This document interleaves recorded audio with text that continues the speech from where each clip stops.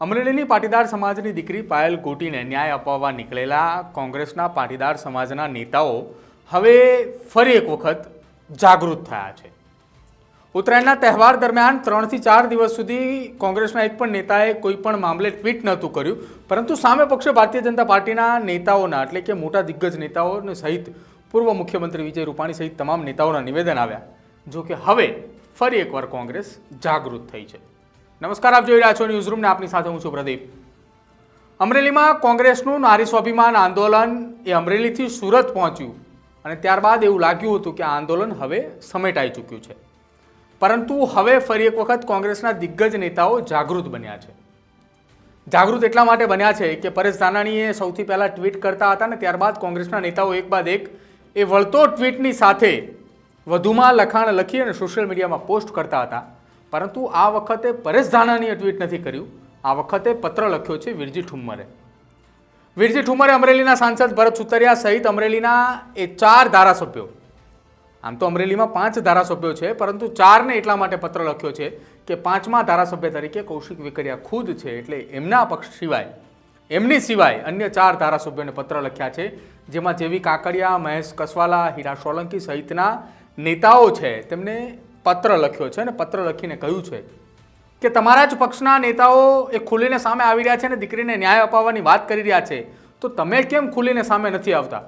તમે કેમ પ્રજાના પ્રશ્નોના જવાબ નથી આપી શકતા? પ્રજાએ જ તમને ચૂંટીને મોકલ્યા છે। જો કે આખા આ મામલે વિરજી ઠુમ્મરે જે પત્ર લખ્યો છે એ પત્રની અંદર તેમને નામજોગ લખ્યું છે, જેમાં દિલીપ સંઘાણી, પરસોત્તમ રૂપાલા, ડૉક્ટર ભરત કાનાબાર અને સાથે જ આ તમામ નેતાઓની સાથે સાથે નારાયણ કાછડિયા કે જે અમરેલીના પૂર્વ સાંસદ છે, આ તમામ લોકોના નામ તેમાં લખ્યા છે અને કહ્યું છે કે તમામ નેતાઓ એવું કહી રહ્યા છે કે આની અંદર પોલીસનો વાંક છે, પોલીસે ઉતાવળું પગલું ભર્યું છે। આ પ્રકારના નિવેદનો આ નેતાઓ આપી ચૂક્યા છે। જો કે વિરજી ઠુમ્મરે પોતાના પત્રની અંદર આ તમામ વસ્તુઓનો ઉલ્લેખ કર્યો છે અને કહ્યું છે કે હવે તમે જાગો અને હવે તમે સામે આવો।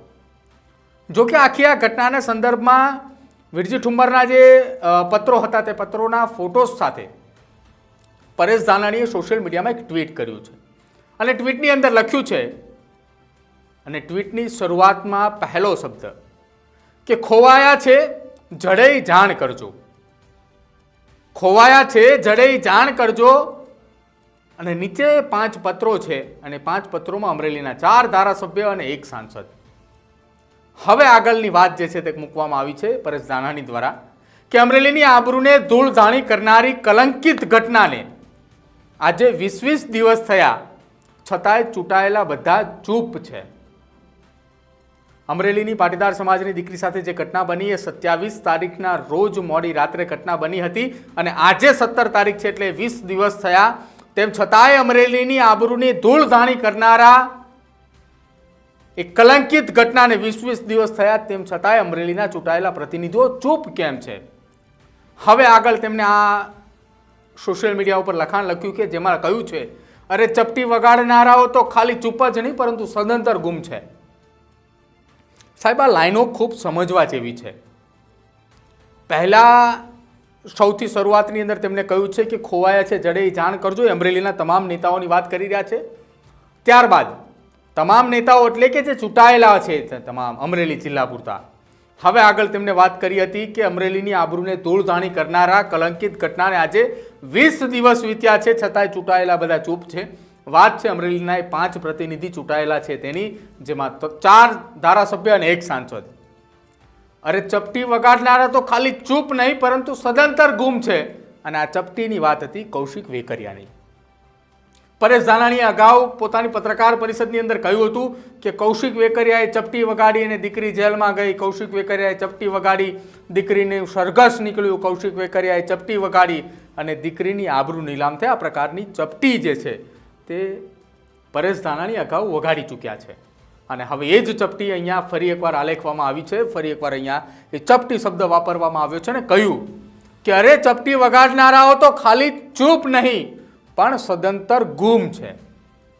અને હવે અંતમાં જે 2 લાઈન લખી છે એ 2 લાઈનની અંદર મહત્વની અને મુદ્દા જોગ એ લાઈન લખવામાં આવી છે અને તેમાં તેને કહ્યું છે કે દાદા દવાખાનાનો દરવાજો ખોલવા આવે ત્યારે મોં દેખાડ્યા જેવા રહે તોય સારું. હવે આ ઘટનાનો સાર એ શું કહેવા માગે છે એ પરેશ ધાનાણી સમજે છે.